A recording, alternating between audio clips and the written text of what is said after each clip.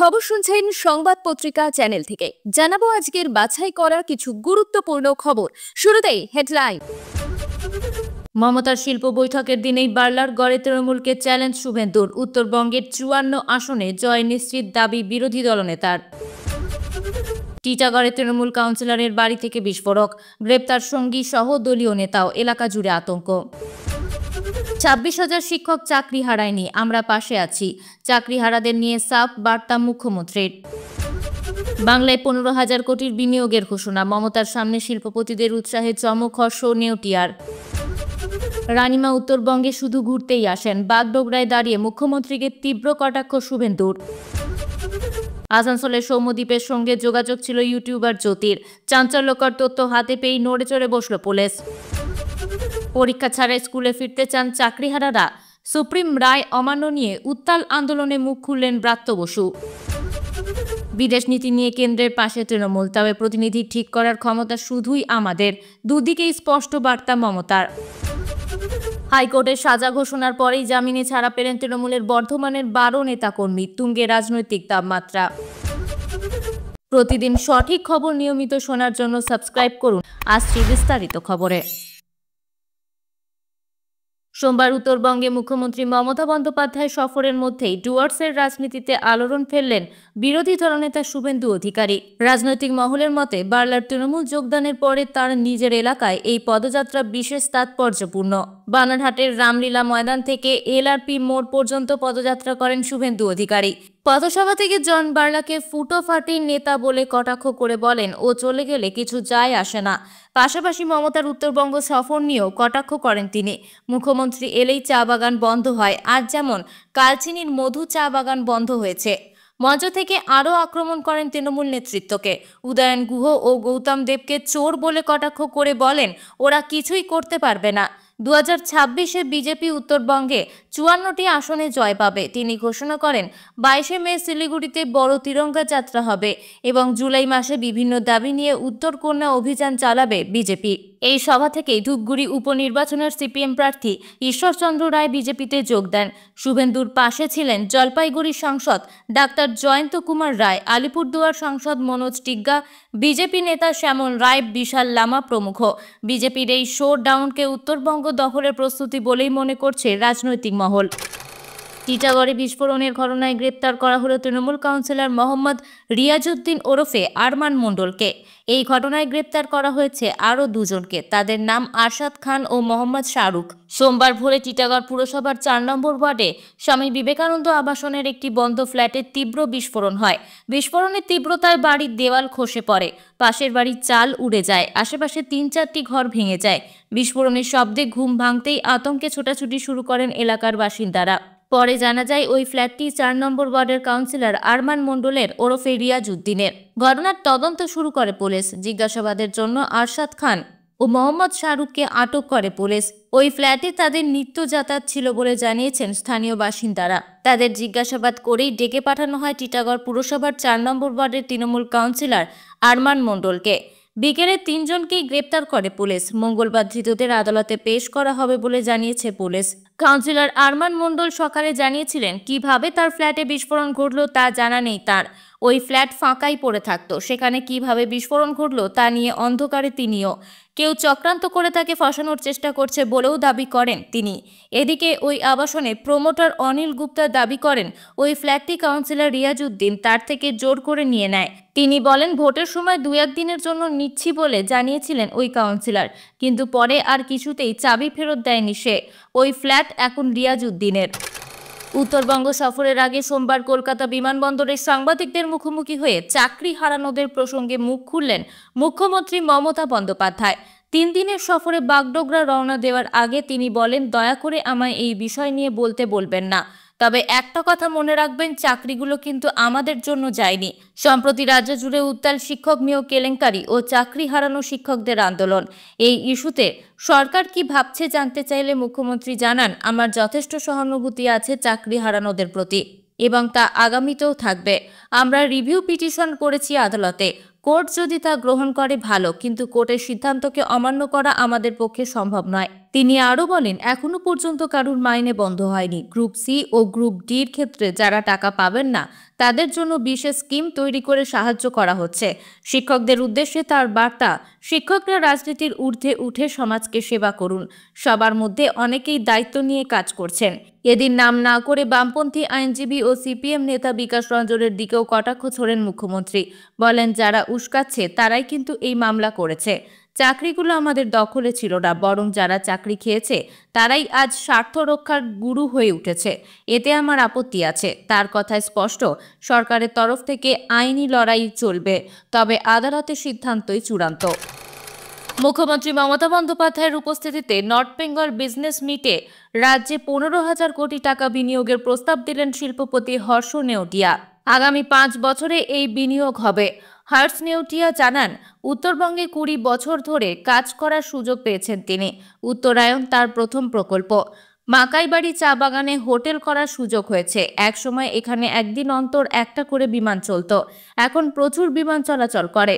দিনে 50 থেকে 60টি বিমান আসার সুযোগ আছে। 5টি 5 তারা হোটেল আসতে চলেছে শিলিগুড়িতে। আমাদের 15,000 কোটি টাকার ইনভেস্টমেন্ট প্ল্যান আছে আগামী 5 বছরে। মুখ্যমন্ত্রী ও রাজ্য সরকারের কাছ থেকে যথেষ্ট সহযোগিতা পেয়েছেন বলে দাবি করেন হর্ষ। তিনি আরও বলেন, আমি খুবই আশাবাদী। বেঙ্গল নাম্বার 1 স্টেট একসময় ছিল, আবার আমরা সেই জায়গায় পৌঁছব। এদিন শিল্প সম্মেলনে ক্ষুদ্র ও কুটির শিল্প, পর্যটন, ফুড প্রসেসিং ও চা শিল্পের উপর বিশেষ গুরুত্ব দেন মমতা। কোচবিহারেও ইন্ডাস্ট্রিয়াল পার্ক করার কথা জানান তিনি। শিল্প স্থাপনে যাতে কোনো বাধা না আসে তিনি নিশ্চিত করতে মুখ্য সচিব মনোজ পন্থকে সামনে রেখে কয়েকজন শিল্পপতিকে নিয়ে কোর কমিটি গঠনের প্রস্তাবও দেন।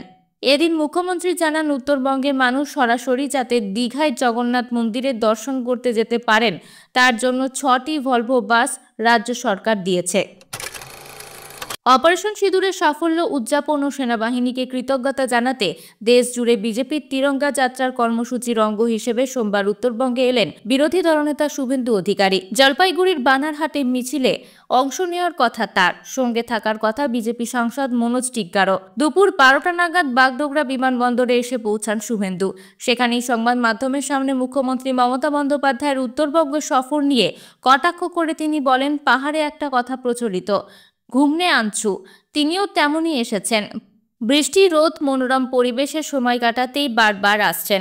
টাইগার হিল, উত্তরকন্যা, সেবক, গজলডোবা, চালসা সব জায়গাতেই বাড়ি। এত বাড়ি থাকলে ইচ্ছা তো হবেই। এরপর টিটাগড় বিস্ফোরণ ইস্যুতে রাজ্য সরকারকে নিশানা করে বলেন, জিহাদিরা সব জায়গায় ছড়িয়ে। খাগড়াগড়ের মতো বিস্ফোরণ ঘটছে কারণ বর্ডারে কাঁটা তারের বেড়া নেই। তৃণমূল সরকার পিএফআই সিমিকে পেট্রোনাইজ করে। ফারাক্কার এমএলএ পিএফআই এর প্যারেডে যায়। সিমির সদস্য ইমরান সাহেব রাজ্যসভায় তৃণমূলের প্রতিনিধি। এটাই স্বাভাবিক হয়ে দাঁড়িয়েছে। মমতার হাতে বাংলা নিরাপদ নয়। 2026-এর ভোটকে লক্ষ্য করে মুখ্যমন্ত্রীর একাধিকবার উত্তরবঙ্গ সফর নিয়ে কটাক্ষ করে শুভেন্দু। বলেন, 2024-এ গঙ্গাপ্রসাদ শর্মাকে দলে টানলেন, কিন্তু জিতল মনোজ টিগ্গা। লিখে রাখুন, চোপড়া আর সিতাইবাদে উত্তরবঙ্গে তৃণমূল একটা সিটও পাবে না। অমুসলিম সম্প্রদায় তৃণমূলকে ভোট দেবে না। তার দাবি, মমতার ভোট ব্যাংকের রাজনীতিতে বঙ্গভাষীর ভবিষ্যৎ নিরাপদ নয়। দেশ বিরোধী কার্যকলাপ এবং পাকিস্তানের হয়ে গুপ্তচর বৃত্তির অভিযোগে ইতিমধ্যে ইউটিউবার জ্যোতি মালহোত্রাকে গ্রেপ্তার করা হয়েছে। ধরা হয়েছে তার বেশ কয়েকজন সঙ্গীকে। বর্তমানে জ্যোতি পুলিশ হেফাজতে রয়েছে। এবার এই জ্যোতির সঙ্গে আসানসোলের নামও জড়িয়ে গেল। জানা গেছে, আসানসোলের সেনরেড রোড বা বিবেকানন্দ সরণিতে আবাসন নব অনন্যা কমপ্লেক্সে থাকা এক যুবকের সঙ্গে জ্যোতি মালহোত্রার যোগাযোগ ছিল। যুবকের নাম সৌম্যদীপ ভট্টাচার্য। তার বাবা বাপ্পাজিৎ ভট্টাচার্য আসানসোল ইঞ্জিনিয়ার কলেজের অধ্যক্ষ ছিলেন। যদিও ওই যুবক এখন আর ওই আবাসনে থাকেন না। এই প্রসঙ্গে ওই আবাসন কমিটির সচিব এবং কংগ্রেস নেতা প্রসেনজিৎ পুইতুন্ডি বলেন, ওই যুবকের পরিবার প্রায় 3 বছর ধরে এই আবাসনে ছিল। যুবক, তার বাবা এবং যুবকের বোন এখানে থাকতেন। প্রায় 1 বছর আগে তারা এই আবাসন ছেড়ে চলে যায়। প্রসেনজিৎ পুইতুন্ডির আরও দাবি, পরিবারের সদস্যরা এখানে কমিটির অন্যান্য লোকদের সঙ্গে খুব বেশি মেলামেশা করতেন না। কমিটির লোকেরাও জানে না যে এই যুবক কি করত। মাঝে মাঝে তাকে ব্যাগ নিয়ে বাইরে যেতে দেখা যেত। লোকেরা ভাবতো যে সে বাইরে কোথাও পড়াশোনা করে। জানা গেছে, এদিন সকালে আসানসোল দুর্গাপুর পুলিশ কমিশনারেটের তরফে প্রসেনজিৎ বাবুর সঙ্গে যোগাযোগ করে ওই পরিবার ও যুবকের ব্যাপারে খোঁজ নেওয়া হয়েছে। এই আবাসন কমিটির চেয়ারম্যান কাজী জয়নাল আইসার বলেন, সত্যি খুব অবাক লাগছে, তার সঙ্গে ভয়ও লাগছে। আমরা অবশ্য এখন খুবই সতর্ক। সুপ্রিম কোর্টের নির্দেশে বাতিল হয়েছে প্রায় 26,000 শিক্ষক ও অশিক্ষক কর্মীর চাকরি। সেই সিদ্ধান্তের প্রতিবাদে বিকাশ ভবনের সামনে টানা আন্দোলন চালিয়ে যাচ্ছেন চাকরিহারা প্রার্থীরা। তাদের দাবি, কোনো নতুন পরীক্ষা না নিয়েই পুরনো পদ্ধতিতেই তাদের স্কুলে ফিরিয়ে নিতে হবে। কিন্তু এই দাবিকে একেবারে খারিজ করে দিলেন শিক্ষামন্ত্রী ব্রাত্য বসু। সোমবার টিটাগড়ে তৃণমূলের জেলা কার্যালয়ে শিক্ষামন্ত্রী বলেন, মিডিয়ার মাধ্যমে জানতে পারছি আন্দোলনকারীরা পরীক্ষা দিতে চান না, কিন্তু সুপ্রিম কোর্টের নির্দেশ অবজ্ঞা করার কোনো সুযোগ নেই। সরকার রিভিউ পিটিশন দাখিল করছে। আমরা আইনত লড়াই চালিয়ে যাচ্ছি। আন্দোলনকারীদের বলবো, ভরসা রাখুন এবং আদালতের নির্দেশ মেনে চলুন। তিনি আরও জানান, প্রায় 2.5 থেকে 3,000 চাকরিহারা প্রার্থী সরকারের পাশে থাকার কথা লিখিতভাবে জানিয়েছেন। এরা আইনি প্রক্রিয়ার মাধ্যমে সমস্যার সমাধান চান। তাই আন্দোলনকারীদের সকলেই একই মনোভাবাপন্ন, এমনটা নয় বলেই মনে করেন তিনি। গত বৃহস্পতিবার বিকাশ ভবনের সামনে চাকরি হারানোদের বিক্ষোভে কার্যত অচলাবস্থা তৈরি হয়। আটকে পড়েন শতাধিক সরকারি কর্মী। কেউ অন্তঃসত্ত্বা, কেউ আবার অসুস্থ মাকে নিয়ে চিন্তিত। পুলিশের হস্তক্ষেপে পরিস্থিতি নিয়ন্ত্রণে আসে। এদিন মুখ্যমন্ত্রীও বলেন, আন্দোলনের একটি সীমা থাকা উচিত। শিক্ষামন্ত্রীর কথাতেও সেই সুরই প্রতিফলিত। আন্দোলন নয়, এখন আইনি লড়াইয়ের উপরেই ভরসা রাখার বার্তা দিলেন রাজ্য সরকার। দেখা যাক এই বার্তায় বরফ গলে কিনা। অপারেশন সিঁদুর এবং সন্ত্রাসবাদ নিয়ে ভারতের অবস্থান স্পষ্ট করতে বিশ্বের দরবারে প্রতিনিধি পাঠাচ্ছে কেন্দ্রীয় সরকার। কংগ্রেসের শশী থারুর থেকে এনসিপির সুপ্রিয়া সুলে, বিজেপি রবিশঙ্কর প্রসাদ সহ একাধিক সাংসদরা থাকছেন এই প্রতিনিধি দলের সদস্য হিসেবে। কেন্দ্রের তরফে ইউসুফ পাঠানের নামের প্রস্তাব করা হয়েছিল, কিন্তু শেষ মুহূর্তে জানা যায় প্রতিনিধি দলের সদস্য হয়ে বিদেশ সফরে যাচ্ছেন না ইউসুফ। কেন, সে বিষয়ে মুখ খুললেন মুখ্যমন্ত্রী মমতা বন্দ্যোপাধ্যায়। মুখ্যমন্ত্রীর কথায় তৃণমূলের হয়ে কে প্রতিনিধিত্ব করবেন সেটা অন্য কেউ তো ঠিক করতে পারে না। এখানে কেন্দ্রের পছন্দ নয়, দলের সিদ্ধান্তই মুখ্য হওয়া উচিত। যদি তারা অনুরোধ করে তাহলে নিয়ম মোতাবেক দলই সিদ্ধান্ত নেবে। তবে বিদেশ বিষয়ক যে কোনো ক্ষেত্রে আমরা সম্পূর্ণরূপে কেন্দ্রীয় সরকারের সঙ্গে আছি। এরই সঙ্গে তিনি স্পষ্ট করেন, সর্বদলীয় প্রতিনিধি দলে কাউকে পাঠাতে চায় না তৃণমূল। এই যে একটা ঘটনা শুরু হয়েছে তা একদম ভুল। বরং দল কাকে পাঠাতে চায় তার নাম চেয়ে কোনো অনুরোধ তৃণমূল কংগ্রেসের কাছে আসেনি। অন্যদিকে ইউসুফের না যাওয়ার প্রসঙ্গে অভিষেক বন্দ্যোপাধ্যায় আজ মুখ খুলেছিলেন। তিনি জানিয়েছিলেন, তৃণমূল প্রতিনিধি পাঠাতে আগ্রহী নয় এ কথা ঠিক নয়, তবে কাকে পাঠানো হবে তা দল ঠিক করবে, কেন্দ্র তা ঠিক করে দিতে পারে না। সে প্রসঙ্গে বাগডোগরা বিমানবন্দরে দাঁড়িয়ে শুভেন্দু বলেন, অভিষেকের কথার উত্তর দেওয়ার কোনো প্রয়োজন বোধ করি না। ও তো মমতা বন্দ্যোপাধ্যায়ের কোম্পানির ম্যানেজার, ওর নিজের পরিচয় বলতে কি রয়েছে? ভারত ও পাকিস্তানের সাম্প্রতিক যুদ্ধবিরতিতে আমেরিকার কোনো ভূমিকা ছিল না। সোমবার সংসদের বিদেশ বিষয়ক কমিটিতে এ কথা স্পষ্ট জানালেন বিদেশ সচিব বিক্রম মিত্রি। তিনি জানান, অপারেশন সিঁদুরের পর 10ই মে দুই দেশের director general of military operations আলোচনার মাধ্যমে যুদ্ধবিরতির সিদ্ধান্ত নেন। এতে কোনো তৃতীয় পক্ষ জড়িত নয়। কমিটির বৈঠকে মার্কিন প্রেসিডেন্ট ট্রাম্পের হস্তক্ষেপের দাবির প্রসঙ্গ ওঠে। তারই জবাবে মিস্ত্রি বলেন, ভারত ও পাকিস্তানের আলোচনার মাধ্যমেই পরিস্থিতি নিয়ন্ত্রণে আসে। বৈঠকে পাকিস্তানের পরমাণু অস্ত্র ব্যবহারের হুমকি প্রসঙ্গে মিস্ত্রি জানান, এমন কোনো সংকেত পাকিস্তান দেয়নি। প্রচলিত অস্ত্রেই লড়াই হয়েছে। চীনা প্রযুক্তি নিয়ে আমাদের উদ্বেগ নেই, বরং আমরা তাদের বায়ুসেনা ঘাঁটিতে কঠোরভাবে আঘাত করেছি। পাকিস্তানি ভারতীয় যুদ্ধবিমানগুলি করে নামিয়েছেন কিনা এই প্রশ্নে মিস্ত্রি মন্তব্য করতে রাজি হননি, কারণ তা জাতীয় নিরাপত্তার বিষয়। অপারেশন সিঁদুরের আগে পাকিস্তানকে সতর্ক করা হয়েছিল কিনা এই প্রশ্নে মিস্ত্রি বলেন, বিদেশমন্ত্রী এস জয়শঙ্করের মন্তব্য ভুলভাবে ব্যাখ্যা করা হচ্ছে। প্রথম দফার হামলার পর ইসলামাবাদকে জানানো হয়েছিল যে শুধু জঙ্গি ঘাঁটিগুলিতেই হামলা চালানো হয়েছে। বৈঠকে উপস্থিত ছিলেন শশী থারুর, অভিষেক বন্দ্যোপাধ্যায়, রাজীব শুল্ক, দীপেন্দ্র হুডা, অরুণ গোভিল, অপরাজিতা ষড়ঙ্গী এবং আসাউদ্দিন ওয়েসি। খুনের চেষ্টা, মারধর সহ একাধিক ধারায় সাজাপ্রাপ্ত পূর্ব বর্ধমানের তৃণমূল নেতাদের জামিন মঞ্জুর করল কলকাতা হাইকোর্ট। নিম্ন আদালতের রায় ঘোষণার 1.5 মাসের মাথায় এই রায় শাসক শিবিরে স্বস্তি এনে দিয়েছে। 2017 সালে বর্ধমান উন্নয়ন পর্ষদের তৎকালীন চেয়ারম্যান কাকুলি গুপ্ত, যুব সভাপতি মানস ভট্টাচার্য, শেখ জামাল, কার্তিক বাগ সহ 13 জনের বিরুদ্ধে মামলা হয়। চলতি বছরের 24শে মার্চ বর্ধমানের ফার্স্ট ট্র্যাক সেকেন্ড কোর্ট 12 জনকে দোষী সাব্যস্ত করে। কাকলিতা গুপ্তকে 3 বছরের কারাদণ্ড ও 5,000 টাকা জরিমানা, বাকিদের 10 বছর করে সাজা দিয়েছিল আদালত। তবে সোমবার কলকাতা হাইকোর্টের বিচারপতি দেবাংশু বসাক ও মোহাম্মদ দাব্বার রশিদের ডিভিশন বেঞ্চ 12 জনের জামিন মঞ্জুর করে। আইনজীবী বিশ্বজিৎ দাস জানিয়েছেন, মামলা চলবে, তবে আপাতত জামিনে মুক্ত হবেন তারা। মঙ্গলবার বর্ধমান জেল থেকে ছাড়া পাওয়ার কথা। এই রায়ে খুশি তৃণমূল নেতৃত্ব।